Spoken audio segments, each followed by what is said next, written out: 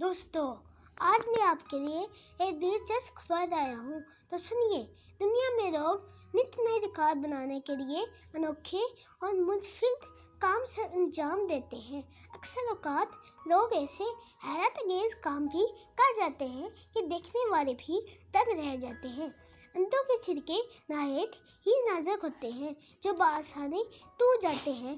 ہم نے اکثر لوگوں کو انتوں کے چھلکوں سے فن پارے بناتے تو دیکھا ہوگا، لیکن آج میں آپ کو جس فنکار کے بارے میں بتانے والا ہوں، ان کے بارے میں جان کر آپ حیران رہ جائیں گے۔ ترکی کے ناول آرٹسٹ احمد حیدان انتوں کے چھلکوں پر نقش و نگاری کرنے والے ایک آرٹسٹ ہیں، جنہوں نے حال ہی میں ایک عالمی ریکارڈ بھی قائم کیا ہے۔ ہمارے لیے یہ سوچنا بھی محال ہے کہ کوئی کس طرح انڈے کے اتنے نازک چھلکوں پر سراغ کر کے سرخطاطی بھی کر سکتا ہے۔